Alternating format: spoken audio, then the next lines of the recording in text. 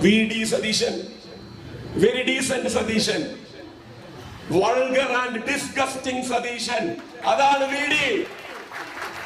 Vashalanam Abasanam, Okanikan Domuna Vidatil Matram, Rastriam Parayanum, Perimaranum Arayana, vulgar and disgusting Sadishan Ekunda, Uridavana Gudi Matrame, Rahul Mambutatini, Palakateke. പാലക്കാടിന്റെ MLA എന്ന് പറഞ്ഞു വരികയുള്ളൂ. തിരിച്ചു പോകുമ്പോ ആ പദവിയിൽ നിന്ന് രാഹുൽ മാങ്കൂട്ടത്തിനെ ഇറക്കിയല്ലാതെ പാലക്കാട് വിടേണ്ട ആവശ്യം ഇനി എന്തായാലും വരില്ല. രാഹുൽ ഗാന്ധി പട്ടായയിൽ പോയിട്ടില്ലെങ്കിലും രാഹുൽ മാങ്കൂട്ടത്തിൽ പട്ടായയിൽ പോയിട്ടുണ്ടാവും. അത് നമ്മൾ പറയണം. അത് പറിച്ചു വെക്കേണ്ട യാതൊരു ആവശ്യമില്ല.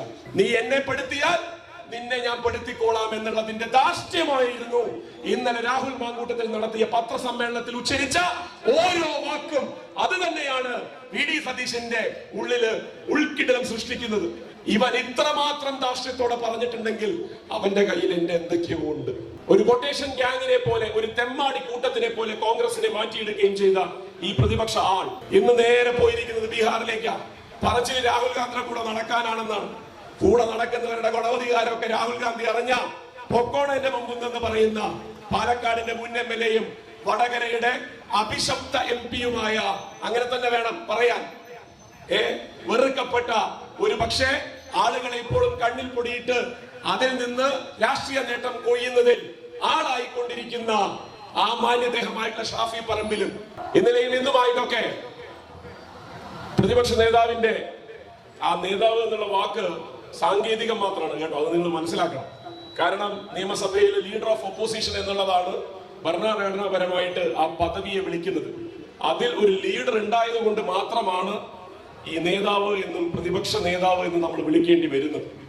അല്ലാതെ ഒരു നേതൃഗുണവും ഇല്ലാത്ത ഒരു മനുഷ്യൻ ഈ പറവൂരിലെ ജനങ്ങളെ വീണ്ടും വീണ്ടും വിഡ്ഢികളാക്കിക്കൊണ്ട് എന്താണ് തുടർന്നുകൊണ്ടിരുന്നത് എന്നും ഒരുപക്ഷെ കഴിഞ്ഞ അസംബ്ലി തെരഞ്ഞെടുപ്പിന് ശേഷം വെറും 41 സീറ്റിലേക്ക് ചുരുങ്ങിയ UDF-ന്റെ ആ നേതൃസ്ഥാനം അത് ഏറ്റെടുക്കുന്നതിന് വേണ്ടി മുന്നോട്ട് വരുന്നതിന് ത്യാഗപൂർണമായ ചില സാഹചര്യങ്ങളൊക്കെ സൃഷ്ടിച്ചെടുത്തുകൊണ്ട് ഞാനേ ഉള്ളൂ രക്ഷിക്കാൻ, കോൺഗ്രസിനെയും UDF-നെയും രക്ഷിക്കാൻ ഈ കേരളത്തിൽ ഞാനേ ഉള്ളൂ എന്ന് നല്ലവെള്ള ചമഞ്ഞ് അങ്ങനെ ആ പ്രതിപക്ഷ നേതൃസ്ഥാനവും കൈക്കലാക്കിക്കൊണ്ട് കോൺഗ്രസ് എന്ന് പറയുന്ന ഒരു പ്രസ്ഥാനത്തെ എങ്ങനെയാണ് തന്റെ പരിധിക്ക് നിർത്തിയത് എന്നും അതിനുവേണ്ടി എങ്ങനെയാണ് ഞാൻ നേരത്തെ സൂചിപ്പിച്ചതുപോലെയുള്ള ചില കുറുക്കു വഴികൾ ഉപയോഗപ്പെടുത്തിയത് എന്നും അതിനൊക്കെ കണക്ക് പറയിപ്പിക്കുന്നതിന് വേണ്ടി നിങ്ങൾക്ക് കിട്ടിയിരിക്കുന്ന രാഷ്ട്രീയ അവസരം തന്നെയാണ്, പറവൂരിന് കൈവന്നിരിക്കുന്ന രാഷ്ട്രീയ അവസരം തന്നെയാണ് ഇത് എന്നുമാണ് എനിക്ക് തുടക്കത്തിൽ സൂചിപ്പിക്കാനുള്ളത്. ഞാൻ പറവൂരിൽ ഒരു പൊതുയോഗത്തിന് ആദ്യമായിട്ടാണ് വരുന്നത്. കോൺഗ്രസിലുള്ളപ്പോൾ അടുപ്പിക്കില്ലായിരുന്നു. അതാണ് സത്യം. കോൺഗ്രസിലുള്ളപ്പോൾ അടുപ്പിക്കില്ലായിരുന്നു. കാരണം എന്താ? പുകഴ്ത്തി പറയുന്നവരെ വേണ്ടു, ചോദ്യം ചോദിക്കുന്നവരെ വേണ്ട, തെറ്റുകൾ ചൂണ്ടിക്കാണിക്കുന്നവരെ വേണ്ട. അപ്പൊ നമ്മളൊക്കെ ആ ജനസിൽ പെടുന്ന ആളല്ല. അപ്പൊ അതുകൊണ്ട് തന്നെ ജനാധിപത്യ ബോധത്തിൽ നിന്നുകൊണ്ട് സംസാരിക്കാനും തെറ്റുകൾ തെറ്റുകളാണെന്ന് പറയാനും ശരികളിലേക്ക് തിരുത്തലുകൾ വേണമെന്ന് പറയാനും ഒക്കെ ശീലിച്ചതാണ് എന്റെ ഒരു രാഷ്ട്രീയം. അപ്പൊ അതുകൊണ്ട് പറവൂരിൽ ആദ്യമായി പ്രസംഗിക്കാൻ വന്നത് എന്നെ വരുത്തിയതിന് ബഹുമാനപ്പെട്ട പ്രതിപക്ഷ ആൾക്ക്, നേതാവ് എന്നുള്ള വാക്യത്തോടുകൂടി ഞാൻ അവസാനിപ്പിക്കുകയാണ്, പ്രതിപക്ഷ ആൾക്ക് ഞാൻ എന്റെ നല്ല നമസ്കാരം നേരുകയാണ്. നമ്മൾ ഇവിടെ ചർച്ച ചെയ്യേണ്ടുന്ന വിഷയം എങ്ങനെയാണ് കേരളത്തിലെ പ്രതിപക്ഷ രാഷ്ട്രീയം ഈ ഒരു ജീർണാവസ്ഥയിലേക്ക് എത്തിയിരിക്കുന്നത് എന്നുള്ളതാണ്. ഈ ജീർണാവസ്ഥയ്ക്ക് കാരണക്കാരായിട്ടുള്ളവർ ആരൊക്കെ എന്നുള്ളതാണ്. കോൺഗ്രസ് എന്ന് പറഞ്ഞ് ചിലപ്പോഴെങ്കിലും ഒക്കെ നമുക്ക് ഏതെങ്കിലും തരത്തിൽ താല്പര്യം തോന്നുന്ന വിധത്തിൽ രാഷ്ട്രീയ നിലപാട് എപ്പോഴെങ്കിലും എടുത്താൽ ആ നിലപാടിന്റെ പേരിലെങ്കിലും നമുക്ക് ബഹുമാനത്തോടു കൂടി കാണാൻ കഴിഞ്ഞ ഒരു പ്രസ്ഥാനത്തെ അത്തരത്തിൽ ഒരു തരത്തിലുള്ള ഗുണഗണങ്ങൾക്കും ഇനി യോഗ്യമല്ല എന്ന രീതിയിലേക്ക് വരുത്തി തീർക്കുകയും ഒരു കൊട്ടേഷൻ ഗ്യാങ്ങിനെ പോലെ, ഒരു തെമ്മാടി കൂട്ടത്തിനെ പോലെ കോൺഗ്രസിനെ മാറ്റിയെടുക്കുകയും ചെയ്ത ഈ പ്രതിപക്ഷ ആളാകുന്നതിന് വേണ്ടി, സ്വയം കോൺഗ്രസിൽ ആളാകുന്നതിന് വേണ്ടി എന്തൊക്കെ ചെയ്തു കൂട്ടിയെന്നും ആ ചെയ്തു കൂട്ടിയതിന് പറവൂരിന്റെ ജനത കൊടുക്കേണ്ടി വന്ന വില എന്താണ് എന്നുള്ളതൊക്കെ തന്നെയായിരിക്കണം നമ്മൾ ചോദിക്കേണ്ടതും ഉത്തരം പറയിപ്പിക്കേണ്ടതും. ഞാൻ വരുന്നത് പാലക്കാട് നിന്നാണ്. പാലക്കാട് എന്ന് പറയുമ്പോൾ ആ വരുന്നതിനുള്ള കാരണവും നിങ്ങൾക്ക് വളരെ വ്യക്തമായിട്ട് അറിയും. പാലക്കാടിന്റെ MLA എന്ന് പറയുന്ന ഒരു യുവ നേതാവ് കോൺഗ്രസിന്റെ യുവജന സംഘടനയായുള്ള യൂത്ത് കോൺഗ്രസിന്റെ സംസ്ഥാന അധ്യക്ഷ സ്ഥാനത്ത് നിന്ന് ഇന്നലെ രാജിവെച്ചു എന്നുള്ളതാണ് നമ്മൾ മനസ്സിലാക്കുന്നത്. ആ പാർട്ടി ധാർമ്മികമായ ഉത്തരവാദിത്വം ആ നേതാവിലുണ്ട് എന്ന് ആരോപിച്ച് രാജി ചോദിച്ചു വാങ്ങിയതല്ല എന്നാണ് ആ നേതാവ് തന്നെ ഊറ്റം കൊള്ളുന്നത്. അത്തരത്തിലുള്ള ഒരു യുവജന MLA-നെ കഴിഞ്ഞ 10 മാസക്കാലത്തോളമായി ഈ സംസ്ഥാന രാഷ്ട്രീയത്തിൽ കുടിയിരുത്തിയതിനും ആ യുവജന MLA-നെ യുവജന പ്രസ്ഥാനത്തിന്റെ, കോൺഗ്രസിന്റെ യുവജന പ്രസ്ഥാനത്തിന്റെ അധ്യക്ഷ സ്ഥാനത്തേക്ക് ഇരിപ്പിടം നൽകിയതിനുമൊക്കെ എന്തായിരുന്നു കാരണം എന്നുള്ളതും ആ കാരണങ്ങൾ എങ്ങനെയാണ് കേരളത്തിലെ രാഷ്ട്രീയത്തിന്റെ ഈ ചീഞ്ഞഴിഞ്ഞ മുഖം നമ്മുടെ മുന്നിലേക്ക് കാഴ്ചവെക്കുന്ന തരത്തിലേക്ക് മാറ്റിയത് എന്നുള്ളതാണ് നമ്മളിവിടെ ചർച്ച ചെയ്യുന്നത്. ഞാൻ നേരത്തെ സൂചിപ്പിച്ചു, കേവലം ഒരു രാത്രി കൊണ്ടുണ്ടായതല്ല ഈ പറയുന്ന സംഭവ വികാസങ്ങളൊന്നും തന്നെ. ഇവിടെ സൂചിപ്പിച്ചതുപോലെ പിതൃതുല്യനായിട്ടുള്ള കോൺഗ്രസിലെ ഒരു തലമുറയ്ക്ക് പ്രായം കൊണ്ട് പിതൃതുല്യനായിട്ടുള്ള ഒരാളെ ഒരുപക്ഷെ ഈ പ്രദേശത്തെ ആദ്യ പരാതിക്കാരിയായി തുറന്ന് ഈ വിഷയങ്ങൾ സംസാരിക്കാൻ തയ്യാറായ പെൺകുട്ടി പിതൃതുല്യ സ്ഥാനത്ത് നിർത്തിക്കൊണ്ട് തന്നെ പറഞ്ഞ ചില കാര്യങ്ങളുണ്ട്. ആ കാര്യങ്ങളുടെ അടിസ്ഥാനത്തിൽ ഇന്നലെ മൈക്ക് വെച്ച് അദ്ദേഹത്തിനോട് ചില ഉത്തരങ്ങൾ തേടിയപ്പോ അദ്ദേഹം പറഞ്ഞ ചില മറുപടികളുണ്ട്. തൂക്കിക്കൊല്ലാൻ പറ്റുന്ന കുറ്റമാണോ ഞാൻ ആ പറയുന്ന ആള് ചെയ്തത് എന്ന് ചില സന്ദേശങ്ങൾ അയച്ചു. അത് ശരിയായ രീതിയിലല്ല എന്നുള്ളത് താക്കീത് ചെയ്തു. ആ ശീലത്തിൽ നിന്ന് പിൻവാങ്ങണമെന്ന് പറഞ്ഞതിനപ്പുറം ഞാൻ എന്ത് ചെയ്യാനാണ് എന്നുള്ളതാണ് ചോദിച്ചത്. അതും ഒരു അച്ഛന്റെ വാത്സല്യത്തിന്റെ രീതിയിൽ ആ പെൺകുട്ടിയെ അതിൽ ആശ്വസിപ്പിച്ചുകൊണ്ട് ഈ നേതാവിനെ തിരുത്താൻ ഞാൻ ശ്രമിച്ചു. ഇതിനപ്പുറം ഞാൻ എന്താണ് ചെയ്യുക എന്നുള്ളതാണ് ചോദിച്ചത്. ഈ പിതാവിനെ ഇത്തരത്തിലാണ് അദ്ദേഹം സ്വന്തം കുടുംബത്തിലും അല്ലെങ്കിൽ ഏറ്റവും വേണ്ടപ്പെട്ട ആളുകളുടെ ഇടയിലും അദ്ദേഹത്തിന്റെ ഉത്തരവാദിത്തപ്പെട്ട പിതൃസ്ഥാനത്ത് നിന്നുകൊണ്ടുള്ള കടമകൾ നിർവഹിക്കുന്നത് എങ്കിൽ അദ്ദേഹം ചെയ്തുകൊണ്ടിരിക്കുന്ന പണി അത് ഒരു അച്ഛന് യോജിച്ചതല്ല. പകരം പെൺകുട്ടികളെ, ചെറുപ്പക്കാരികളെ വീണ്ടും വീണ്ടും ഇത്തരത്തിലുള്ള അനാശാസ്യത്തിന് പ്രേരിപ്പിക്കുന്ന വിധത്തിലേക്ക് ഒരു യുവജന MLA-ക്ക് മുന്നിലേക്ക് കാഴ്ചവെക്കുന്നതിന് തുല്യമായ പ്രവൃത്തിയാണ് അറിഞ്ഞുകൊണ്ട് തന്നെ നടത്തിയത് എന്നുള്ളതാണ് നമ്മൾ മനസ്സിലാക്കേണ്ടത്.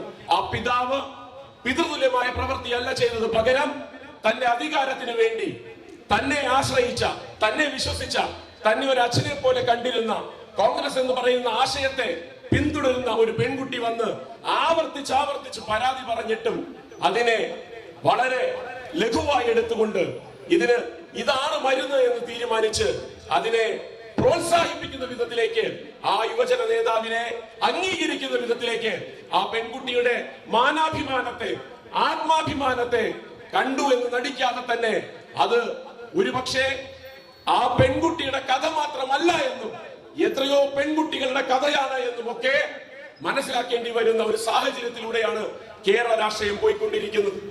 അതിന്റെ അടിസ്ഥാനത്തിൽ നമുക്ക് ചോദിക്കാനുള്ള ചോദ്യങ്ങൾ ഓരോന്നായി പ്രതിപക്ഷ നേതാവിനോട് ചോദിക്കുക. അതിനുള്ള ഉത്തരം പറവൂരിന്റെ ജനത അദ്ദേഹത്തെ തെരുവിൽ തടഞ്ഞുകൊണ്ട് തന്നെ വാങ്ങിച്ചെടുക്കുക എന്നുള്ള രാഷ്ട്രീയ ഉത്തരവാദിത്വത്തിലേക്കാണ് നമ്മൾ കടക്കാൻ പോകുന്നത്. ഇവിടെ പറഞ്ഞു കേൾക്കുന്ന കാര്യം പരാതിയൊന്നും വന്നിട്ടില്ലല്ലോ എന്നാണ്.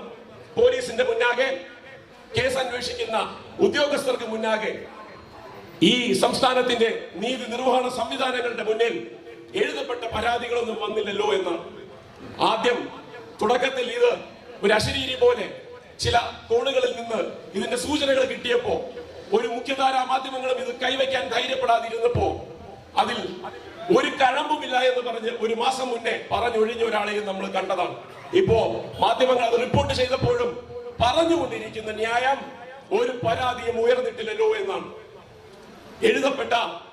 എഴുതി നൽകിയ ഒരു പരാതിയും പാർട്ടിക്കകത്ത് പോലും ഞങ്ങൾക്ക് ആർക്കും ലഭിച്ചിട്ടില്ലല്ലോ എന്നുള്ളതാണ്. കേസുണ്ടെങ്കിൽ കേസുമായി മുന്നോട്ട് പോയിക്കൊള്ളാനാണ് നമ്മളോട് വെല്ലുവിളിക്കുന്നത്. ഒരു പക്ഷേ നമ്മളൊക്കെ ധരിച്ചു വെച്ചിരിക്കുന്നതും ഏതെങ്കിലും ഒരു പരാതിക്കാരി പരാതിയുമായി പോലീസിനെ സമീപിക്കുന്നത് വരെ നമുക്കിതില് ചോദിക്കാൻ, നമുക്കിതിലൊരു എവിടെയും ഒരു രാഷ്ട്രീയമായിട്ടുള്ള ഒരു ഇടം ലഭിക്കുന്നില്ല എന്നുള്ളതാണ്. എന്നാൽ ആ ചോദ്യത്തെ നേരെ തിരിച്ചു ചോദിക്കാനാണ് ഞാൻ ആഗ്രഹിക്കുന്നത്.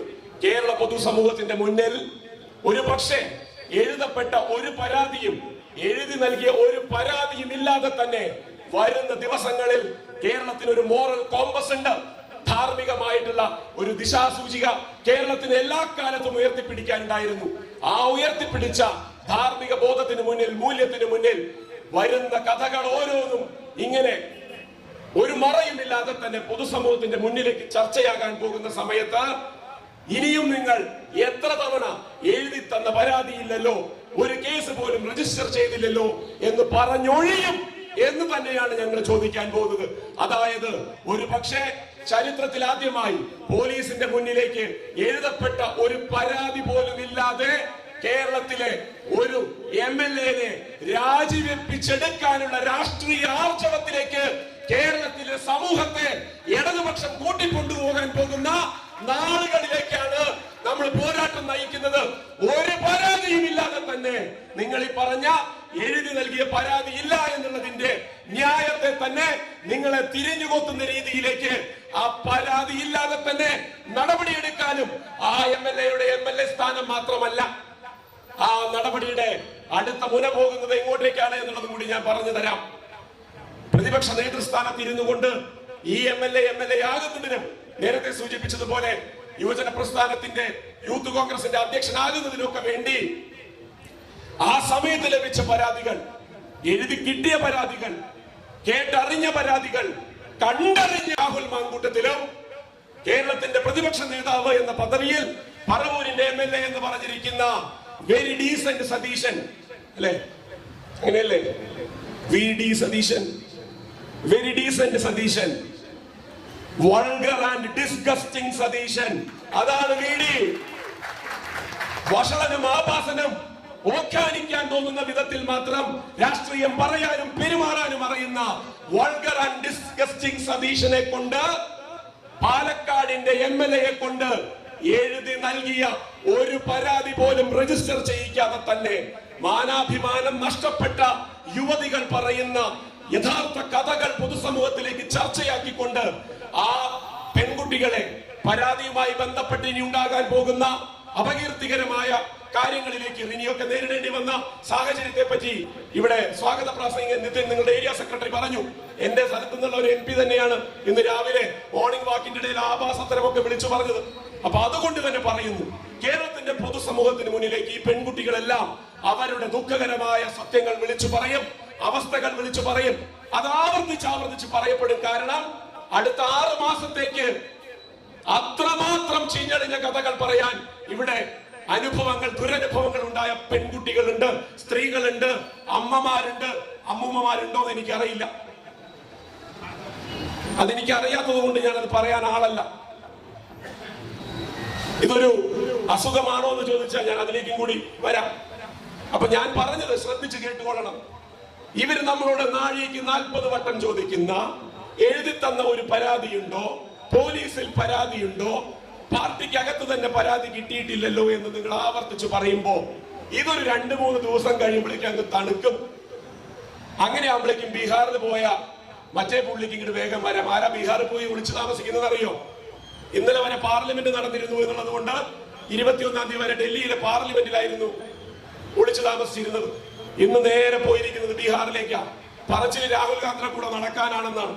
കൂടെ നടക്കുന്നവരുടെ ഗുണവധികാരമൊക്കെ രാഹുൽ ഗാന്ധി അറിഞ്ഞ പൊക്കോണന്റെ മുമ്പെന്ന് പറയുന്ന പാലക്കാടിന്റെ മുൻ MLA-യും വടകരയുടെ അഭിശപ്ത MP-യുമായ, അങ്ങനെ തന്നെ വേണം പറയാൻ, വെറുക്കപ്പെട്ട ഒരു പക്ഷേ ആളുകളെ ഇപ്പോഴും കണ്ണിൽ പൊടിയിട്ട് അതിൽ നിന്ന് രാഷ്ട്രീയ നേട്ടം കൊയ്യുന്നതിൽ ആളായിക്കൊണ്ടിരിക്കുന്ന ആ മാന്യദേഹമായിട്ടുള്ള ഷാഫി പറമ്പിലും ഇവര് രണ്ടുപേരും ആവർത്തിച്ച് പൊതുസമൂഹത്തിന്റെ മുന്നിലേക്കൊക്കെ ഉത്തരം പറയേണ്ടുന്ന വിധത്തിൽ പേരുകളായും നടന്ന സംഭവങ്ങളായും വസ്തുതകളായും മറനീക്കി പുറത്തു വരാൻ പോകുന്ന സംഭവ പരമ്പരകൾ കേരളത്തിൽ കേട്ടുകേൾവിയില്ലാത്ത വിധം ചരിത്രത്തിൽ ആദ്യമായി, ഞാൻ അതുകൊണ്ടാണ് പറയുന്നത്, കോൺഗ്രസിന്റെ 140 വർഷത്തെ രാഷ്ട്രീയ പാരമ്പര്യത്തെ തന്നെയാണ് നമ്മൾ ഇതില് സത്യം പറഞ്ഞു കഴിഞ്ഞാൽ വിശ്വാസത്തിലെടുക്കുന്നത്.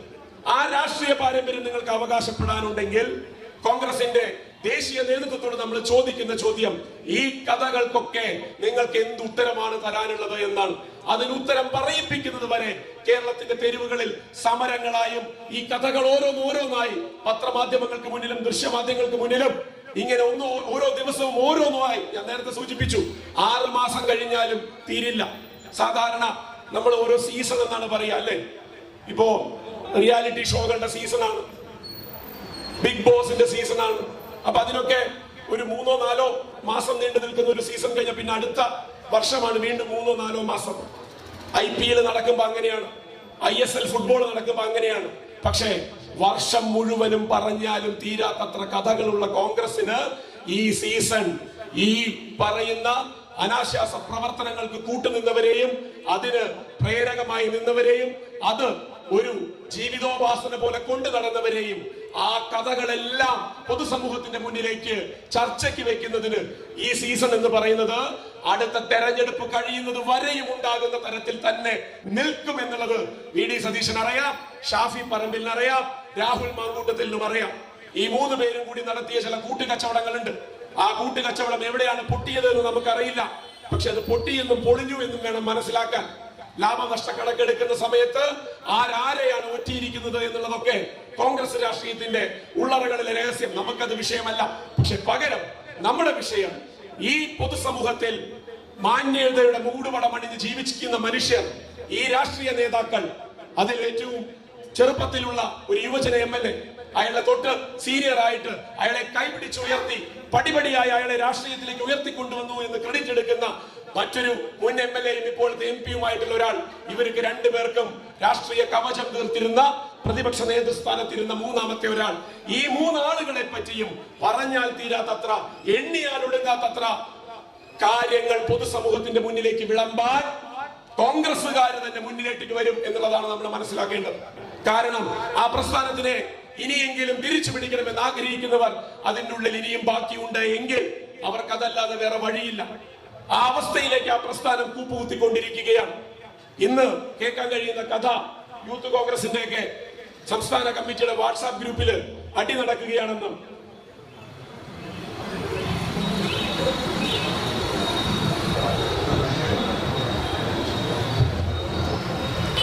കാരണം യൂത്ത് കോൺഗ്രസിന് വൈസ് പ്രസിഡന്റുമാർ കുറെ ഉണ്ട്. ഇതിൽ ഏത് വൈസ് പ്രസിഡന്റിനെ പ്രസിഡന്റ് ആക്കണമെന്ന് അവർ ഇപ്പോഴേ ചർച്ച തുടങ്ങി. ഇതെന്താ സംഭവിച്ചത് എന്നുള്ളതല്ല അവരുടെ വിഷയം, അടുത്ത പ്രസിഡന്റ് ആരാകണം എന്നുള്ളതാണ് വിഷയം. അപ്പോ ഒരു കൂട്ടം മറ്റൊരു കൂട്ടത്തിനോട് പറയുന്നത്, ഇപ്പൊ കൂട്ടമാണല്ലോ, ഒരു മാങ്കൂട്ടം, പിന്നെ ഒരു തെങ്ങും തോട്ടം, അങ്ങനെ കുറെ കൂട്ടങ്ങളാണിത്. അപ്പോ ഒരു കൂട്ടം മറ്റൊരു കൂട്ടത്തിനോട് പറയുന്നത്, പിന്നിൽ നിന്ന് കുത്തിയത് നിങ്ങൾ തന്നെയാണ്, എന്നിട്ട് നിങ്ങൾ ഇനി അധ്യക്ഷ സ്ഥാനത്തേക്ക് പോകുമ്പോ ഞങ്ങൾ പിന്നിൽ നിന്ന് കുത്തി കാണിച്ചു തരാം. ഞാൻ അതുകൊണ്ടാണ് നേരത്തെ പറഞ്ഞത്, കഥകൾ തീരില്ല എന്ന്. ചീഞ്ഞു നാറുന്ന കഥകൾ, 2 തവണ പ്രതിപക്ഷത്തിരിക്കേണ്ടി വന്നതിന്റെ ജാള്യത, ആ ചളിപ്പും കൊണ്ട് നടക്കുകയാണ് ഇത്രയും കാലം ഉണ്ടായിരുന്നത്.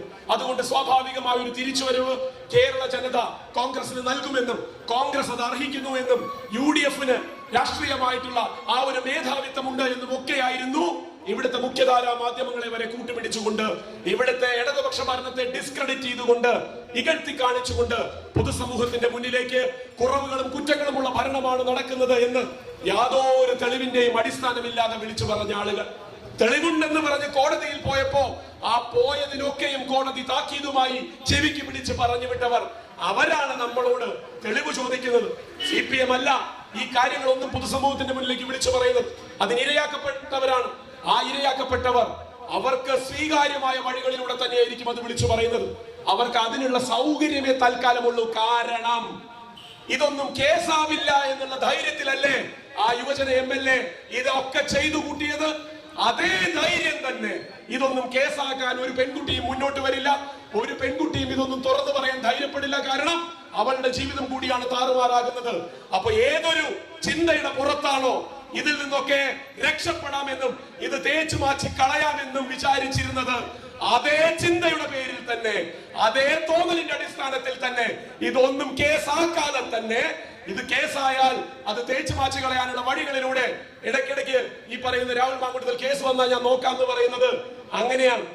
ഇത് കേസാവുന്ന സമയത്ത് അതിന്റെ പഴുതുകൾ എന്താണെന്ന് ആലോചിച്ച് വെച്ചിരിക്കുകയാണ്. ആ പഴുതുകളിലൂടെ രക്ഷപ്പെടാമെന്നാണ് ആവർത്തിച്ച് വീണ്ടും വീണ്ടും നമ്മുടെ മുന്നിലേക്ക് പറഞ്ഞുകൊണ്ടിരിക്കുന്നത്. അതുകൊണ്ട് തന്നെയാണ് ഞാൻ പറയുന്നത്, ഇത് കേസാക്കാതെ തന്നെ ഇയാളെ ആ സ്ഥാനത്ത് നിന്ന് ഇറക്കി വിടാൻ പറ്റുമെന്ന് നമുക്ക് നോക്കാമെന്ന്. പാലക്കാട്ടേക്ക് ഇന്ന് വരേണ്ടതായിരുന്നു. അവിടെ ഒരു മുനിസിപ്പൽ ബസ് സ്റ്റാൻഡിന്റെ ഉദ്ഘാടനം നടക്കുകയാണ്. അതിന്റെ വിശിഷ്ടാതിഥിയായിട്ട് വരേണ്ട ആള് അടൂരത്തെ വീട്ടിൽ നിന്ന് പുറപ്പെട്ടിട്ടില്ല. പാലക്കാടിന്റെ ജനപ്രതിനിധി അടൂരിൽ വീട്ടിൽ നിന്ന് പുറപ്പെട്ടിട്ടില്ല. ഇനി എന്നാണ് വരിക എന്നുള്ളത് നമുക്കറിയില്ല. പക്ഷെ എന്ന് തന്നെ ആണെങ്കിലും എപ്പോ പാലക്കാട്ട് എത്തിയാലും പിന്നെ പാലക്കാട്ട് നിന്ന് തിരിച്ചു പോകുന്നത് പാലക്കാടിന്റെ MLA ആയിട്ടായിരിക്കില്ല എന്നുള്ളത് അവിടെ നമ്മുടെ ചുണക്കുട്ടികളായിട്ടുള്ള DYFIയും അതുപോലെ തന്നെ നമ്മളുടെ മഹിളാ സംഘടനയും നമ്മളുടെ വിദ്യാർത്ഥി പ്രസ്ഥാനവും ഒപ്പം നമ്മുടെ മാതൃപ്രസ്ഥാനവും ഉറപ്പുവരുത്തിയിരിക്കും. ഒരു തവണ കൂടി മാത്രമേ രാഹുൽ മാങ്കൂട്ടത്തിൽ ഇനി പാലക്കാട്ടേക്ക് പാലക്കാടിന്റെ MLA എന്ന് പറഞ്ഞു വരികയുള്ളൂ. തിരിച്ചു പോകുമ്പോ ആ പദവിയിൽ നിന്ന് രാഹുൽ മാങ്കൂട്ടത്തിനെ ഇറക്കിയല്ലാതെ പാലക്കാട് വിടേണ്ട ആവശ്യം ഇനി എന്തായാലും വരില്ല. അത് ഉറപ്പിക്കാം. അല്ലെങ്കിൽ പിന്നെ ഇനി ഒരിക്കലും പാലക്കാട്ടേക്ക് വരില്ല. കാരണം ഒളിച്ചു താമസിക്കാൻ പറ്റിയ ഇടം ഏതാണെന്ന് അന്വേഷിച്ചുകൊണ്ടിരിക്കുകയാണ് ഇപ്പോ. ഈ സംസ്ഥാനത്തിലെ പോലീസ് എന്ന് പറഞ്ഞാൽ കാസർഗോഡ് മുതൽ തിരുവനന്തപുരം വരെ എവിടെ പോയി ഒളിച്ചാലും പിടിക്കും എന്നുള്ളത് അറിയാം. അപ്പോ കേരളത്തിന് പുറത്ത് പോയി താമസിക്കാനാണെങ്കിൽ കോൺഗ്രസിന്റെ ഭരണമുള്ള സ്ഥലങ്ങളൊന്നും അധികം ഇല്ല. ആകെയുള്ളത് കർണാടകയും തെലുങ്കാനയുമാണ്. പിന്നെ ഒരു ഹിമാചൽ പ്രദേശും ഉണ്ട്. അപ്പൊ ഈ കർണാടകയിലും തെലുങ്കാനയിലും പോയി ഒളിക്കാനുള്ള സാധ്യതയെ പറ്റി അന്വേഷിച്ചപ്പോഴാണ് അവിടെ പോയാൽ അവിടെയും കേസ് വരും. ഈ പോയി ഒളിക്കാൻ പോകുന്ന സ്ഥലത്ത് പോയാലും കേസ് വരുന്നു വന്നാൽ ഇനി അവിടെ പോകാനും പറ്റില്ല. പിന്നെ പണ്ട് പഠിച്ച സ്ഥലം ഡൽഹി യൂണിവേഴ്സിറ്റിയിൽ JNUവിലൊക്കെ പഠിച്ചു എന്നാണ് എപ്പോൾ അറിയില്ല എന്താ പഠിച്ചത് എന്നുള്ളത്. ഇതായിരിക്കും പഠിപ്പ്. അപ്പൊ ആ പഠിപ്പിന്റെ അടിസ്ഥാനത്തിൽ ഈ ഇന്ത്യയിൽ എവിടെ പോയാലും ഒരു പക്ഷേ ഒളിത്താവളം കിട്ടിയെന്ന് വരില്ല. അങ്ങനെയാകുമ്പോൾ ഇനിയിപ്പോ രാജ്യം വിടാനുള്ളതായിരിക്കും പദ്ധതി. രാജ്യം വിടാനുള്ള പദ്ധതിയിലാണെങ്കിലും അവിടെയും പ്രശ്നം. വേൾഡ് കപ്പ് കാണാനാന്നാ പറഞ്ഞ് ഖത്തറിൽ പോയിട്ടുണ്ട്. കുറച്ചു മുന്നേ ലണ്ടനിലേക്ക് പോയിട്ടുണ്ടായിരുന്നു. UK ഏതോ പരിപാടി ഉദ്ഘാടനം ചെയ്യാനാണെന്ന് പറഞ്ഞ് 4-5 രാജ്യങ്ങളിലൊക്കെ പോയിട്ടുണ്ടെന്ന് പാസ്പോർട്ട് നോക്കിയാൽ ചിലപ്പോൾ നമുക്ക് മനസ്സിലാവും. ഇനി നമ്മളോട് പറയാതെ പോയ രാജ്യങ്ങൾ ഏതൊക്കെയാണെന്ന് അറിയില്ല. നമ്മൾ കളി തമാശയ്ക്ക് വേണ്ടി പലപ്പോഴും പറയും രാഹുൽ ഗാന്ധി പട്ടായക്ക് പോകുന്നതാണെന്ന്. ആ പറച്ചിൽ മുഴുവൻ പറഞ്ഞിരുന്നത് സംഘപരിവാറായിരുന്നു. നമ്മൾ അങ്ങനെ ഒരിക്കലും ആ പറച്ചിലേക്ക് ഇപ്പോഴത്തെ ഇന്ത്യയുടെ പ്രതിപക്ഷ നേതാവിനെ ഇകഴ്ത്തി കാണിച്ചിട്ടില്ല. പക്ഷേ രാഹുൽ ഗാന്ധി പട്ടായയിൽ പോയിട്ടില്ലെങ്കിലും രാഹുൽ മാങ്കൂട്ടത്തിൽ പട്ടായയിൽ പോയിട്ടുണ്ടാവും. അത് നമ്മൾ പറയണം. അത് പറച്ചു വെക്കേണ്ട യാതൊരു ആവശ്യമില്ല. അപ്പോ എവിടെ ചെന്ന് ഒളിച്ചാലും എങ്ങനെയൊക്കെ തന്നെ ഇതിൽ നിന്ന് മുങ്ങാൻ ശ്രമിച്ചാലും, ഞാൻ ആദ്യം പറഞ്ഞു പാലക്കാട്ടേക്ക് പാലക്കാടിന്റെ MLA ആയിട്ട് വരാം, സ്വാഗതം, വന്നോളൂ. വന്ന പോലെ തിരിച്ചു പോവില്ല. പാലക്കാടിന്റെ MLA ആയിട്ട് തിരിച്ചു പോവില്ല. ഇനി അല്ല വരാതിരിക്കാനാണ് ഉദ്ദേശം, എങ്ങോട്ടാച്ച പൊക്കോളൂ. പോയിടത്തുനിന്ന് നമ്മൾ പൊക്കിയിരിക്കും. പൊക്കണം എന്ന് നിർബന്ധമൊന്നുമില്ല. ചിലരൊക്കെ നമുക്കത് വേണ്ട പോലെ പറഞ്ഞു തരും. ഇന്ന സ്ഥലത്ത് ഇരിക്കുന്നുണ്ട്, ഇങ്ങനെ പോയാൽ കിട്ടും എന്ന് പറഞ്ഞു തരുന്ന രാഷ്ട്രീയ പ്രബുദ്ധതയാണ് കോൺഗ്രസിൽ ഇപ്പോഴും ഉള്ളത്. കൂടെ നിൽക്കുന്നവനെ ഒറ്റിയും കുതുകാൽ വെട്ടിയും ഇവര് നേടിയതൊക്കെയും അതിലൂടെ തന്നെ അവസാനിക്കാൻ പോകുന്ന ഒരു വിധിവൈപരീത്യത്തിനാണ് പ്രതിപക്ഷ നേതാവിന്റെ നേതൃസ്ഥാനത്തിന് ഇനിയുള്ള ബാക്കിയുള്ള ശിഷ്ടകാലം. ആ ശിഷ്ടകാലം ഞാൻ പറഞ്ഞു. രാഹുൽ മാങ്കട്ടത്തിൽ എന്ന് പാലക്കാടിന്റെ MLA സ്ഥാനം രാജിവെക്കുന്നുവോ അന്ന് തന്നെ ഞാൻ നേരത്തെ സൂചിപ്പിച്ചു, കോൺഗ്രസിന് 140 വർഷത്തെ രാഷ്ട്രീയത്തിന്റെ പാരമ്പര്യം കോൺഗ്രസ് ഇപ്പോഴും പേറുന്നുണ്ടെങ്കിൽ അടുത്ത നിമിഷം പ്രതിപക്ഷ നേതൃസ്ഥാനത്ത് നിന്ന് VD സതീശന്റെ വൾഗർ ആൻഡ് ഡിസ്ഗസ്റ്റിംഗ് സതീശന്റെ രാജിയും എഴുതി വാങ്ങപ്പെട്ടിരിക്കും. ഒരു സംശയവും വേണ്ട. അത് എത്ര ദിവസം എന്നുള്ളതാണ്. അതുകൊണ്ടാണ് പ്രശ്നം. ഇത് രണ്ടു കൂട്ടർക്കും പരസ്പരം അറിയാം. ആദ്യം നീയോ ആദ്യം ഞാനോ. ഇതാണ് അവര് തമ്മിലുള്ള ഒളിച്ചുകളി. കച്ചവടം പൊട്ടി. ഇടനിലക്കാരനാണെങ്കിൽ ബീഹാറിലാണ്. എന്താ പറയുക, വിനിമയത്തിനാണെങ്കിൽ സംവിധാനങ്ങൾ ഫോൺ ഉണ്ടെങ്കിലും വിശ്വസിക്കാൻ പറ്റില്ല. കൂടെ നിൽക്കുന്നവരാണല്ലോ പലതും പുറത്തേക്ക് വിട്ടിരിക്കുന്നത്. ആ അർത്ഥത്തിൽ നോക്കുമ്പോ ഈ 3 പേരും കൂടി ചേർന്ന് നടത്തിയ കൂട്ടുകച്ചവടം അവസാനിച്ചിരിക്കുകയാണ്. ആരെയാണ് പൂട്ടാൻ പോകുന്നത് എന്നേ കാണണ്ടു. നീ എന്നെ പെടുത്തിയാൽ നിന്നെ ഞാൻ പെടുത്തിക്കോളാം എന്നുള്ളതിന്റെ ധാർഷ്ട്യമായിരുന്നു ഇന്നലെ രാഹുൽ മാങ്കൂട്ടത്തിൽ നടത്തിയ പത്രസമ്മേളനത്തിൽ ഉച്ചരിച്ച ഓരോ വാക്കും. അത് തന്നെയാണ് VD സതീശന്റെ ഉള്ളില് ഉൾക്കിടലം സൃഷ്ടിക്കുന്നത്. ഇവൻ ഇത്രമാത്രം ധാർഷ്ട്യത്തോടെ പറഞ്ഞിട്ടുണ്ടെങ്കിൽ അവന്റെ കയ്യിൽ എന്റെ എന്തൊക്കെയോ ഉണ്ട്. സിമ്പിൾ. അത് അവര് തമ്മിലുള്ള കമ്മ്യൂണിക്കേഷനാണ് നടന്നത്. നമ്മളോടല്ല ആ ധാർഷ്ട്യം കാണിച്ചത്. നിങ്ങൾ മനസ്സിലാക്കണം. ആ ധാർഷ്ട്യം കേരള പൊതുസമൂഹത്തിന്റെ മുന്നിലേക്ക് കാണിച്ചു എന്നുള്ളത് ശരി തന്നെ. പക്ഷെ അതിന്റെ മെസ്സേജ് എവിടെ പോയിരിക്കണമെന്ന് അറിയോ? ഇവിടുത്തെ ഓഫീസിലേക്കാണ്. ഇനിയും തുടർന്നാൽ, അതുകൊണ്ടല്ലേ പറഞ്ഞത് എന്നോട് ഒരാളും രാജിവെക്കാൻ പറഞ്ഞിട്ടില്ല. ഞാൻ എന്റെ സൗകര്യത്തിന് 1:30 രാജിവെക്കും എന്ന് പറഞ്ഞത്. ഞാൻ എന്റെ സൗകര്യത്തിന് 1:30 രാജിവെക്കും. അപ്പൊ ഇവര് തമ്മിൽ ഈ നടക്കുന്ന അന്തർനാടകങ്ങൾ എന്തിന്റെയൊക്കെ പേരിലാണ് കേരള പൊതുസമൂഹത്തെ വിഡ്ഢികളാക്കിക്കൊണ്ടിരിക്കുന്നത് എന്ന് കേരള പൊതുസമൂഹം ആർജവത്തോടെ ഇവരോട് ചോദിച്ചുകൊണ്ടിരിക്കുകയാണ്. അത് തുടർന്നുകൊണ്ടേയിരിക്കും. ഞാൻ നേരത്തെ സൂചിപ്പിച്ച പോലെ തൽക്കാലം ഒരു പരാതിയും എഴുതി നൽകാൻ സൗകര്യമില്ല എന്ന് തന്നെ ഓരോ ഈ ദുരനുഭവത്തിന് ഇരയാകേണ്ടി വന്നവരും ഉറച്ചു തീരുമാനിക്കണം എന്നാണ് എനിക്ക് അവരോട് പറയാനുള്ളത്. നിങ്ങൾ ആ ഉറച്ച നിലപാട് തന്നെ നിൽക്കണം. ആ ഉറച്ച നിലപാടിൽ നിങ്ങൾ നിന്നുകൊണ്ട് നിങ്ങൾ നിങ്ങളുടെ അനുഭവ കഥകൾ പറയണം. കേരള പൊതുസമൂഹത്തിന്റെ മുന്നിലേക്ക് എത്തട്ടെ. കേരളത്തിന്റെ പ്രജ്വൽ രേവണ്ണയുടെ വീരേതിഹാസങ്ങൾ. ആരാണ് പ്രജ്വൽ രേവണ്ണ? ആരാണ്? ഇരയും വേട്ടക്കാരും എന്നുള്ള പ്രയോഗമൊക്കെ നമ്മൾ എപ്പോഴും നടത്തും അല്ലേ? ഇര എന്ന് വെച്ച് കഴിഞ്ഞാൽ പ്രേ, PREY, പ്രേ. പ്രിഡേറ്റർ എന്ന് പറഞ്ഞു കഴിഞ്ഞാൽ ആ ഇരയെ വേട്ടയാടി പിടിക്കുന്ന ഏതൊരു ജീവിയാണെങ്കിലും അത് പ്രിഡേറ്റർ ആണ്.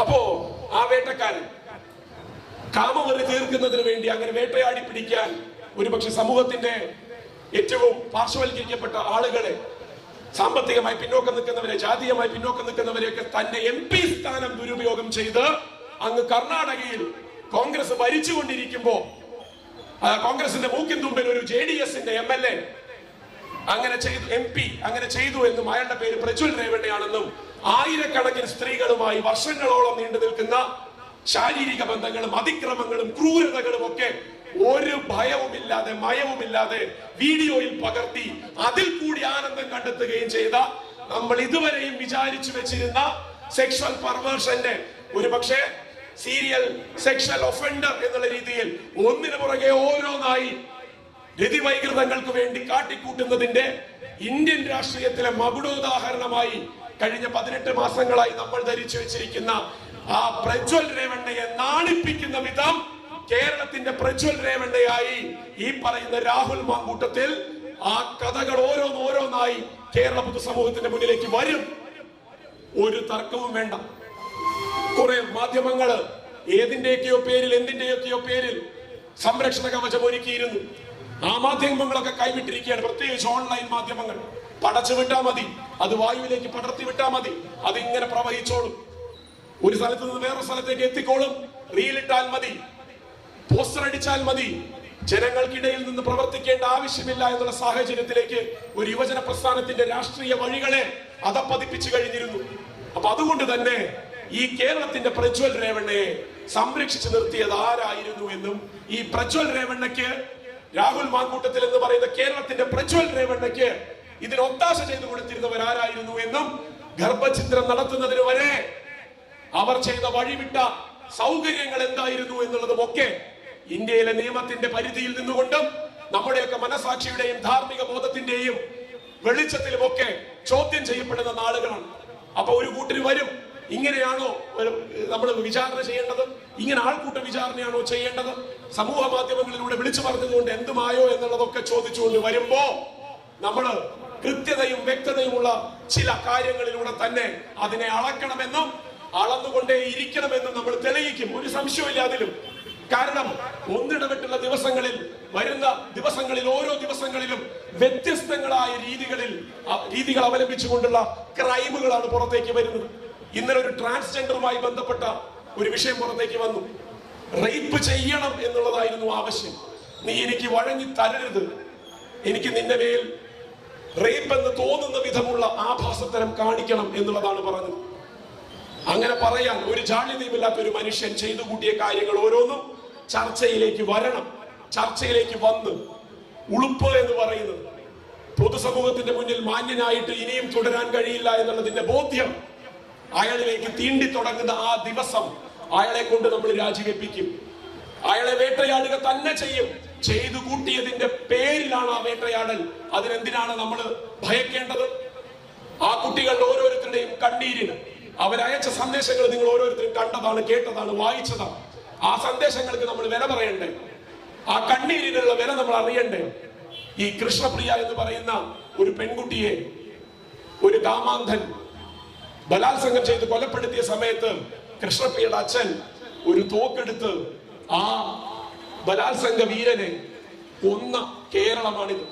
പിതൃതുല്യം എന്ന് പറയുമ്പോ നിയമം കയ്യിലെടുത്തവരെ നമ്മൾ പ്രോത്സാഹിപ്പിക്കുന്നതിനെ പറ്റി നമ്മൾ സംസാരിക്കാറില്ല. പകരം ഇങ്ങനെ ഒരു മാതൃക സ്വന്തം മകൾക്ക് അനുഭവിക്കേണ്ടി വന്ന അതിദാരുണമായ സംഭവത്തിന് സ്വന്തം മനസാക്ഷിക്ക് മുന്നിൽ ഒരച്ഛന്റെ സ്ഥാനത്ത് നിന്ന് പിതൃതുല്യമല്ല പിതാവിന്റെ സ്ഥാനം തന്നെ ഏറ്റെടുത്തുകൊണ്ട് ആ കൃഷ്ണപ്രിയയുടെ അച്ഛൻ ചെയ്ത അതേ കേരളത്തിൽ തന്നെയാണ് മറ്റൊരാൾ പിതാവിന്റെ സ്ഥാനം അലങ്കരിച്ചുകൊണ്ട് പിതൃതുല്യ സ്ഥാനത്ത് നിന്നുകൊണ്ട് സ്വന്തം സംഘടനയിലെ യുവജന സംഘടനയിലെ വിദ്യാർത്ഥി സംഘടനയിലെ പെൺകുട്ടികളുടെ മാനത്തിന് വില പറഞ്ഞത് എന്നും ആ മാനത്തിന് വില പറഞ്ഞ ആൾ നിർഭാഗ്യവശാൽ പറവൂരിന്റെ MLA ആയി പ്രതിപക്ഷ നേതൃസ്ഥാനത്ത് ഇരിക്കുന്ന ആളാണ് എന്നും കേരള പൊതുസമൂഹം പറവൂരിലെ ജനത ചർച്ച ചെയ്തുകൊണ്ടേയിരിക്കണം.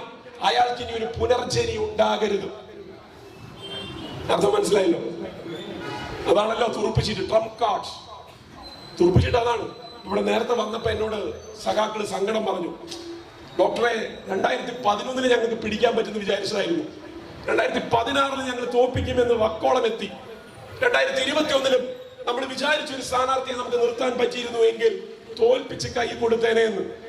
പറവൂരുകാരെ വിഷമിക്കണ്ട. വീഴ്ചയുടെ ആഘാതം കൂടുന്ന വീഴ്ചയാണ് ഏറ്റവും വലിയ ആസ്വാദനത്തിനുള്ള വക തരുന്നത് എങ്കിൽ 2026 തന്റെ നിയമസഭാ സാമാജികത്വത്തിന്റെ സിൽവർ ജൂബിലി 25 വർഷം കെങ്കേമമായി കൊണ്ടാടിക്കൊണ്ട് 5 തവണ പറവൂരുകാരെ പറഞ്ഞു പറ്റിച്ചതിന്റെ ഊറ്റം കൊണ്ടുകൊണ്ട് 6ാമത്തെ തവണ ഒരു പക്ഷേ 71 സീറ്റിലേക്ക് UDF-നെ കേരളത്തിലെ ജനത വോട്ടിനിട്ട് ജയിപ്പിച്ചാൽ എന്ന് സ്വപ്നം കണ്ടുകൊണ്ട് നടക്കുന്ന, അങ്ങനെ ജയിച്ചാൽ കേരളത്തിന്റെ മുഖ്യമന്ത്രിയാവാൻ അതിലേക്ക് അരിയിട്ട് വാഴിക്കാൻ എന്റെ പാർട്ടിയിലെ വിട്ടിക്കൂശ്മാണ്ടങ്ങൾ എത്ര തന്നെ കൊണ്ടാലും കൊടുത്താലും പഠിക്കാത്ത കഴുതകൾ അങ്ങനെ തന്നെയാണ് വിചാരിച്ചു വെച്ചിരിക്കുന്നത്. കോൺഗ്രസ്സുകാരന്റെ വില VD സതീശന്റെ നിഘണ്ടുവിൽ കഴുതകൾ എന്ന് തന്നെയാണ്. ആ കഴുതകൾ ഉള്ളിടത്തോളം കാലം ഞാൻ ഒരു പക്ഷേ മുഖ്യമന്ത്രി ആയേക്കാം എന്നും പറഞ്ഞ് 2026 6ാമതും പറവൂരിന്റെ നിയമസഭാ സാമാജികനാകാൻ വരുമ്പോ നിങ്ങൾ കൊടുക്കുന്ന ആ ഷോക്ക് ട്രീറ്റ്മെന്റ് ഉണ്ടല്ലോ, ഒരിക്കലും മറക്കാത്ത വിധം പറവൂരിന്റെ മണ്ണിൽ തന്നെ VD സതീശനെ കുഴിച്ചു മൂടാൻ, ജനാധിപത്യപരമായി തോൽപ്പിച്ച് കയ്യിൽ കൊടുക്കാൻ നിങ്ങൾക്ക് കിട്ടുന്ന ആ അസുലഭ അവസരത്തെ ഓർമ്മയിൽ താലോലിച്ചുകൊണ്ടായിരിക്കണം ഇനിയുള്ള ഓരോ ദിവസവും ഓരോ രാത്രിയും പകലും ഇടതുപക്ഷ പ്രവർത്തകരും നിഷ്പക്ഷരായിട്ടുള്ള പറവൂരിലെ ജനതയും ഈ MLA-യുടെ പ്രവർത്തനത്തെ വിലയിരുത്തേണ്ടത്. അങ്ങനെ തന്നെ തോൽപ്പിച്ച് കയ്യിൽ കൊടുക്കണം, ജയിച്ച് മുഖ്യമന്ത്രിയാകാൻ വേണ്ടി. ഇനി അതിന്റെ കഥ പറയാനാണെങ്കിൽ വീണ്ടും സമയം പോകും. കാരണം ഇവിടെ നമ്മുടെ ഏരിയ സെക്രട്ടറി തന്നെ 7:30 ചർച്ചയ്ക്ക് സമയം കൊടുത്തു. ചാനൽ ചർച്ചയ്ക്ക് ഒഴിവാക്കാൻ വേണ്ടിയായിരുന്നു ഏരിയ സെക്രട്ടറിയോട് ഞാൻ പറഞ്ഞത്. കാരണം ഇവിടെ പ്രസംഗിക്കുമ്പോൾ കുറച്ച് സമയം വേണമെന്നുള്ളത് കൊണ്ട്. പക്ഷെ 7:30 വേറൊരു ചാനൽ പ്രസംഗിക്കണം. എന്നേക്കാൾ നന്നായി പ്രസംഗിക്കാൻ കഴിയുന്ന ആളുകൾ ഇവിടെ ഉണ്ട്. പ്രാദേശിക രാഷ്ട്രീയത്തിന്റെ അർത്ഥം എന്ത് എന്ന് നിങ്ങളിലേക്ക് കൃത്യമായി പറഞ്ഞു തരാൻ കഴിയുന്നവർ. ഞാൻ 5 മിനിറ്റ് കൊണ്ട് അവസാനിപ്പിക്കും.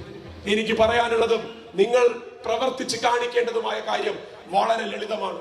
നമ്മുടെ ധാരണകൾക്കനുസരിച്ച് ചിലത് സംഭവിച്ചാൽ മാത്രമല്ലേ ഇതിനൊക്കെ ഉത്തരം കിട്ടുള്ളൂ എന്നുള്ള ചോദ്യത്തിനെയാണ് 2 തരത്തിൽ ഞാൻ അങ്ങനെ തന്നെ വേണമെന്ന നിർബന്ധം നമുക്ക് വേണ്ട എന്ന് വെക്കാൻ നിങ്ങളോട് പറഞ്ഞത്. അതുകൊണ്ട് തന്നെ ശ്രീ VD സതീശൻ പറവൂരിന്റെ MLA ആയി ഇനി ഇങ്ങോട്ടേക്ക് വരും, പല ഉദ്ഘാടനങ്ങളിലേക്ക് വരും. പലപ്പോഴായി നമ്മുടെ പെൺകുട്ടികൾക്ക്, നമ്മുടെ വിദ്യാർത്ഥിനികൾക്ക്, വീട്ടമ്മമാർക്കൊക്കെ സമ്മാനം നൽകും അല്ലേ? ഉദാഹരണത്തിന് 2 ആഴ്ച മുന്നേ മദ്രാസിൽ ഒരു ബിരുദദാന ചടങ്ങ് നടക്കുകയാണ്. PhD ആണ് കിട്ടി, ഡോക്ടറേറ്റ് പഠിച്ച് ഡോക്ടറേറ്റ് കിട്ടി. അപ്പോ ഗവർണറാണല്ലോ, ചാൻസലർ, ഗവർണറാണ് അത് കൈമാറേണ്ടത്. അഭിമാന ബോധമുള്ള ഇന്ത്യൻ രാഷ്ട്രീയത്തിൽ എന്ത് സംഭവിക്കുന്നു എന്നറിയുന്ന സംഘപരിവാരത്തിന്റെ ഏജന്റുമാരായി കേരളത്തിലെ ഗവർണറും തമിഴ്നാട്ടിലെ ഗവർണറും ഒക്കെ അധപ്പതിച്ചുകൊണ്ടിരിക്കുന്നതിന്റെ വിവിധ കഥകൾ വരികയാണ്. തമിഴ്നാട്ടിലെ ഗവർണർ ഒരു പടി കൂടി കടന്നാണ്. ആ ഗവർണർ ആ ബിരുദവും കയ്യിൽ വെച്ച് ആ കുട്ടിക്ക് കൊടുക്കാൻ നിൽക്കുന്ന സമയത്ത് ആ കുട്ടി ഒരു സമീപനം എടുത്തു. തന്റെ കയ്യിൽ നിന്ന് വാങ്ങാൻ സൗകര്യമില്ല. അപ്പുറത്ത് നിൽക്കുന്ന, കൂടെ നിൽക്കുന്ന തന്റെ പ്രൊഫസറുടെ കയ്യിൽ നിന്ന് അത് ഏറ്റുവാങ്ങാനേ എനിക്ക് മനസ്സുള്ളൂ എന്ന് പറഞ്ഞതുപോലെ ഇവിടെ നടക്കുന്ന ഓരോ പൊതുപരിപാടിയിലും VD സതീശന്റെ വില എന്താണെന്ന് കാണിച്ചു കൊടുക്കാൻ ഇവിടുത്തെ പൊതുസമൂഹം തയ്യാറാകണമെന്നുള്ള രാഷ്ട്രീയ ഉത്തരവാദിത്തമാണ് നമ്മൾ ഏറ്റെടുക്കേണ്ടത്. അയാൾ വരുന്ന ചടങ്ങിൽ അയാളിൽ നിന്ന് സമ്മാനം വാങ്ങാൻ നമ്മുടെ പെൺകുട്ടികൾ നാണിക്കണം, നമ്മുടെ വീട്ടമ്മമാർ പുറകിലേക്ക് വലിയണം. മനസ്സില്ലടോ തന്റെ അടുത്ത് നിന്ന് വാങ്ങാൻ എന്ന് പറയണം. കാരണം താൻ ചെയ്തു കൂട്ടിയത്, താൻ കൂട്ടുനിന്നത് എന്തൊക്കെയാണ് എന്ന് ചർച്ച ചെയ്യപ്പെടണം എന്നുള്ള വ്യത്യസ്തങ്ങളായ സമരങ്ങൾ പറവൂരിന്റെ മണ്ണിനെ ഇളക്കി മറിക്കണം എന്നുള്ളതാണ് എനിക്ക് നിങ്ങളോട് ആവശ്യപ്പെടാനുള്ളത്. കണ്ട പോലെ, ചെയ്ത പോലെ, ശീലിച്ച പോലെ പോയാൽ അയാൾ വീണ്ടും തെരഞ്ഞെടുക്കപ്പെടും. അയാൾ കാണാത്ത പ്രതിഷേധം ഉണ്ടാകണം, അയാൾ അറിയാത്ത ചൂട് തട്ടണം. അങ്ങനെയാകുമ്പോഴാണ് പഠിക്കുക. ജനാധിപത്യത്തിൽ ജനത്തിന്റെ വില എന്താണെന്ന് പഠിപ്പിക്കാൻ നിങ്ങൾക്ക് കിട്ടിയിരിക്കുന്ന ബാക്കി 8 മാസക്കാലം കൃത്യമായി വിനിയോഗിക്കാൻ നിങ്ങൾക്ക് കഴിയണം. അവിടെയാണ് എന്താണ് ജനാധിപത്യത്തിൽ കഴുതകൾ എന്ന് വിചാരിച്ച് സ്വന്തം പ്രവർത്തകരെ, പാർട്ടിയിലെ പ്രവർത്തകരെ കാണുന്നത് പോലെ തന്നെ പൊതുജനങ്ങളെയും കണ്ടു തുടങ്ങി. അതിന്റെ അടിസ്ഥാനത്തിലാണല്ലോ വോട്ട് എത്ര കിട്ടുമെന്നും സീറ്റ് എത്ര കിട്ടുമെന്നും ഒക്കെ പ്രതീക്ഷിച്ച് അടുത്ത മന്ത്രിസഭയിൽ മുഖ്യമന്ത്രി കുപ്പായവും തുന്നിച്ചിരിക്കുന്നത്. ആലോചിച്ച് നോക്കണം. ആ ആളെ തന്നെ നിങ്ങൾ വിചാരണ ചെയ്യണം. നിങ്ങൾ തടയാനൊന്നും പോണ്ട. പരിപാടികളിൽ നിങ്ങൾ കൂട്ടം കൂട്ടമായി ചെന്ന് പങ്കെടുത്ത് ആളുടെ വില എന്താണെന്ന് തെളിയിച്ച് കാണിച്ചു കൊടുക്കുക. ബഹിഷ്കരണത്തിന്റെ രീതികൾ എന്താണെന്ന് പഠിപ്പിച്ചു കൊടുക്കുക. ആ രീതിയിലേക്ക് ജനാധിപത്യത്തിന്റെ പുതിയ സമരമുഖം തുറക്കാൻ, നേരത്തെ പറഞ്ഞ പോലെ എന്റെ കയ്യിലേക്ക് എഴുതപ്പെട്ട പരാതി ഒന്നും കിട്ടിയിട്ടില്ല എന്നല്ലേ പറഞ്ഞത്. പോലീസിന്റെ അടുത്തേക്ക് ഇവരാരും ഇതുവരെ പരാതി ഒന്നും കൊടുത്തിട്ടില്ലല്ലോ എന്നല്ലേ പറഞ്ഞത്. അതിന്റെയൊക്കെ അടിസ്ഥാനത്തിൽ ഞങ്ങൾക്ക് തന്നോട് പരാതിയൊന്നുമില്ല, പക്ഷെ ഇതങ്ങ് അനുഭവിച്ചോ എന്ന് പറയുന്ന രീതിയിലേക്ക് ഓരോ ദിവസവും എന്തിന് ഞാൻ ഈ പറവൂരിന്റെ MLA ആയി തുടരണം, എന്തിന് ഞാൻ ഈ പ്രതിപക്ഷ നേതാവിന്റെ കസേരയിൽ അള്ളിപ്പിടിച്ചിരിക്കണമെന്ന് മനസാക്ഷി കുത്തുണ്ടോ എന്ന് ചോദിച്ചാൽ മനസാക്ഷി ഉണ്ടെങ്കിലല്ലേ ഈ മനസാക്ഷിയിൽ കുത്തുണ്ടാവും. അപ്പൊ അതിനുള്ള സാധ്യതകളൊക്കെ വളരെ കുറവാണ്. എങ്കിൽ പോലും പൊതുസമൂഹം വിലയിരുത്തുന്നതിന്റെ രീതിയിലേക്ക് അത് വിലയിരുത്തപ്പെടും എന്നുള്ളത് അറിയാം. ആ രീതിയിലേക്ക് മനസാക്ഷി കുത്തില്ലെങ്കിലും ആ പാർട്ടിയിൽ പിന്നിൽ നിന്ന് കുത്തുകിട്ടും എന്നുള്ളതിന് ഒരു സംശയമില്ല. അപ്പൊ അതുകൊണ്ട് തന്നെ വീഴ്ത്താൻ ആഗ്രഹിച്ച് നിൽക്കുന്നവർ അവിടെ വിരിച്ച വലയുണ്ട്. ആ വലയിലേക്ക് വീഴാൻ മാത്രമായിരിക്കും ഇനി ഒരു പക്ഷേ പ്രതിപക്ഷ നേതൃസ്ഥാനത്തിൽ നിന്ന് ആ മനുഷ്യന് ഇനി അവസാനത്തെ നിയോഗം. ആ നിയോഗം നല്ല അസലായിട്ട് വെട്ടിപ്പായിട്ട് നിങ്ങളത് കാണിച്ചു കൊടുക്കുക, നിങ്ങളത് നിവർത്തിച്ച് കാണിച്ചു കൊടുക്കുക. ആ രീതിയിലേക്കുള്ള ബഹിഷ്കരണങ്ങളും സമരങ്ങളും ഒക്കെയായി പറവൂരിന്റെ ജനതയുടെ സമരമുഖങ്ങളും സമരമാർഗങ്ങളും മാറണം. അങ്ങനെ പാലക്കാടിന്റെ MLA രാജിവെച്ചൊഴിയുന്ന ദിവസം, പ്രതിപക്ഷ നേതൃസ്ഥാനത്ത് നിന്ന് VD സതീശൻ രാജിവെച്ചൊഴിയുന്ന ദിവസം, ആ ദിവസത്തിന് വേണ്ടി ഈ നാടിന്റെ നീതിന്യായ വ്യവസ്ഥയിൽ നമുക്കുള്ള ആ തീരുമാനങ്ങളിൽ, അതിന്റെ രീതികളിലൊക്കെയുള്ള വിശ്വാസ്യതയെ എങ്ങനെയൊക്കെ നമുക്ക് ഒരുമിച്ച് കൊണ്ടുപോകാൻ പറ്റുമോ, രണ്ടും ചേരുന്ന രീതിയിലുള്ള സമരങ്ങളായിരിക്കണം നമ്മൾ അവലംബിക്കേണ്ടത്. 2-3 പരാതികൾ ലഭിച്ചിട്ടുണ്ട്. നേരിട്ടുള്ള പരാതികളല്ലാത്തതുകൊണ്ട് അതിന്റെ നിയമമാർഗങ്ങളിൽ എങ്ങനെയാണ് എന്നുള്ളത് തീരുമാനങ്ങൾ വരും. നേരിട്ടുള്ള പരാതികളും ലഭിച്ചുകൊണ്ടേയിരിക്കും എന്നുള്ളതിലും ഒരു തർക്കവുമില്ല. പക്ഷെ ഞാൻ പറയുന്നത്, ആ പരാതി ഇല്ലാതെ തന്നെ ഇവരെയൊക്കെ അള്ളിപ്പിടിച്ചിരിക്കുന്ന സ്ഥാനത്ത് നിന്ന് വലിച്ചിറക്കാൻ ജനാധിപത്യത്തിൽ ജനങ്ങൾക്ക് അവകാശമുണ്ടെന്ന് തെളിയിക്കുന്ന പുതിയ സമരമാർഗങ്ങളിലേക്ക് പറവൂരിന്റെ ജനത ഈ വരുന്ന ദിവസങ്ങളിൽ, വരുന്ന മാസങ്ങളിൽ നിങ്ങളുടെ ജനാധിപത്യ ബോധം എടുത്തു കാണിക്കുന്ന വിധമുള്ള പ്രവർത്തനങ്ങളും പ്രതികരണങ്ങളും പ്രതിഷേധങ്ങളുമായിട്ട് ഈ മനുഷ്യനെ പറവൂരിന്റെ മണ്ണിൽ ബഹിഷ്കരിക്കുന്നതിന്റെ പുതിയ രീതികളിലേക്ക് നിങ്ങൾ എത്തുമെന്നുള്ള പ്രതീക്ഷയാണ് എനിക്കുള്ളത്. അതുകൊണ്ട് തന്നെ ഞാൻ ദീർഘമായിട്ട് ഇനി സംസാരിച്ചു പോകുന്നില്ല. ഈ കഥാപാത്രങ്ങൾ നടത്തിയ തെറ്റുകൾ, കുറ്റങ്ങൾ, കുറവുകൾ, അത് ഇതുവരെ പുറത്തു വന്നതിനും അപ്പുറമുള്ള കാര്യങ്ങൾ, അതിലേക്ക് ഓരോന്നിലേക്കുമായിട്ട് ഇനിയുള്ള ദിവസങ്ങളിലും കേരള രാഷ്ട്രീയം വീഴുമ്പോ അവിടെ നമുക്ക് നമ്മുടേതായിട്ടുള്ള രീതിയിലുള്ള അന്തസ്സുള്ള രാഷ്ട്രീയ പ്രവർത്തനം തന്നെ കാണിച്ചു കൊടുക്കണം. ആ രാഷ്ട്രീയ പ്രവർത്തനത്തിന്റെ രീതികളിലൂടെ റിനിയെ ഇങ്ങനെ തേജോവധം ചെയ്യുന്നതാണ് കോൺഗ്രസുകാരന്റെ രീതി എന്ന് പറവൂരിലെ ജനത തിരിച്ചറിയുകയാണ്. റിനി അതിന് വിധേയയാകേണ്ടി വന്നു എന്നുള്ളതാണ് നമ്മുടെ ദുഃഖം. റിനി തിരിച്ചറിയണം, സ്വന്തം പ്രസ്ഥാനം, താൻ വിശ്വസിച്ച ആളുകൾ തന്നെ സാമൂഹിക മാധ്യമങ്ങളിലും മൈക്കിന് മുന്നിലും ഒക്കെ വിളിച്ചു പറയുന്നത് എന്താണെന്ന്. കാരണം ഈ കച്ചവടം പൊളിയുമ്പോ അധികാരത്തിലേക്ക് എത്താനുള്ള വഴി ഒരുപക്ഷെ തിരുത്തലിൻ്റെതായിട്ടുള്ള സാഹചര്യങ്ങളിലൂടെ കടത്തിവിടാൻ ആഗ്രഹിച്ച ഒരു പെൺകുട്ടിക്ക് അത് നിഷേധിക്കുമ്പോ, ആ പെൺകുട്ടിയെ താറടിച്ച് കാണിക്കുമ്പോ അവരാണ് കുറ്റക്കാരി എന്ന് വിലയിരുത്തുന്നതിലേക്കൊക്കെ പറവൂരിന്റെ ജനതയുടെ മാനസികാവസ്ഥയെ തരം താഴ്ത്തുമ്പോ ആ റിനി തന്നെയായിരിക്കണം, കോൺഗ്രസിനെ സ്നേഹിച്ച റിനി തന്നെയായിരിക്കണം VD സതീശന്റെ ശവപ്പെട്ടിയിലെ അവസാനത്തെ ആണിയടിക്കേണ്ടത് എന്നുള്ളതാണ് രാഷ്ട്രീയ ബോധ്യത്തോടെ കോൺഗ്രസിന് വോട്ട് ചെയ്യുന്ന, VD സതീശന് വോട്ട് ചെയ്യുന്ന ഇവിടുത്തെ വോട്ടർമാരിലേക്ക് നമുക്ക് എത്തിക്കാനുള്ള സന്ദേശം എന്നുള്ളതാണ് നിങ്ങൾ ഓരോരുത്തരും മനസ്സിലാക്കേണ്ടത്. ആ സന്ദേശമായിരിക്കണം നമ്മളുടെ പ്രവർത്തികളിൽ തെളിഞ്ഞു വരേണ്ടത്. രാഷ്ട്രീയത്തിന്റെ മൂല്യബോധത്തിൽ നിന്നുകൊണ്ട് ഇടതുപക്ഷം തീർക്കുന്ന ഈ രാഷ്ട്രീയ പ്രതിരോധത്തിൽ ഇവരൊക്കെ വീണ് തകരുന്ന വരുന്നതും കേരള രാഷ്ട്രീയത്തിൽ 2026 സ്വപ്നം കണ്ടു നടക്കുന്ന മനുഷ്യരുടെ മുന്നിലേക്ക് കേരളത്തിന്റെ സ്വപ്നം പൂവണിയണമെങ്കിൽ ആര് വീണ്ടും അധികാരത്തിലേറണമെന്നുള്ള ചോദ്യത്തിന്റെ ഉത്തരങ്ങളുമൊക്കെ വരുന്ന ദിവസങ്ങളിൽ പറവൂരടക്കം എറണാകുളത്തെ അടക്കം ഓരോ ജനാധിപത്യ വിശ്വാസിയും മതേതര വിശ്വാസിയും കളങ്കമില്ലാതെ ചിന്തിച്ച് അതിന്റെ ഉത്തരത്തിലേക്ക് എത്താൻ ഇത്തരം സംഭവവികാസങ്ങളിലൂടെ സാധിക്കണം എന്നുള്ളതും അത് തന്നെയാണ് ഈ സംഭവ പരമ്പരകളുടെ കേരള രാഷ്ട്രീയത്തിലെ പ്രസക്തി എന്നുള്ളതും വരും കാലം അടയാളപ്പെടുത്തും. അതിലൊരു തർക്കവുമില്ല എന്നുള്ളത് നിങ്ങളെ അറിയിച്ചുകൊണ്ട് ഇനിയും പ്രസംഗിക്കാൻ ഇവിടേക്ക് വരേണ്ടി വരും. കാരണം വ്യത്യസ്തങ്ങളായ കഥകൾ വരും, നമ്മൾക്ക് കേട്ട് ശീലമില്ലാത്ത കാര്യങ്ങൾ അവതരിപ്പിക്കപ്പെടേണ്ടി വരും. അപ്പോഴൊക്കെ നിങ്ങളെ കാണാൻ കൂടുതൽ വലിയ ആളുകളിലേക്ക് നമുക്ക് ഇറങ്ങിച്ചെല്ലാൻ സാധിക്കുന്ന വിധം നമ്മളുടെ ഈ വിഷയത്തിലുള്ള നമ്മളുടെ ഉത്തരവാദിത്ത ബോധം നമ്മൾ ഊട്ടി ഉറപ്പിച്ചുകൊണ്ടേ ഇരിക്കുക എന്ന് മാത്രം സൂചിപ്പിച്ചുകൊണ്ട് സമയത്തിന്റെ പരിമിതി കൊണ്ട് ഔപചാരികമായിട്ട് ഈ പ്രതിഷേധ സംഗമം ഇവിടുത്തെ മഹിളാ അസോസിയേഷനും ഡിവൈഎഫ്ഐയും ഈ രണ്ട് പ്രസ്ഥാനങ്ങളും ചേർന്ന് നടത്തുന്ന ആദ്യത്തെ വലിയ രീതിയിലുള്ള പ്രതിഷേധ സംഗമം ഇവിടെ ഔപചാരികമായി ഉദ്ഘാടനം ചെയ്തതായി അറിയിച്ചുകൊണ്ട് നിർത്തുന്നു. അഭിവാദ്യങ്ങൾ.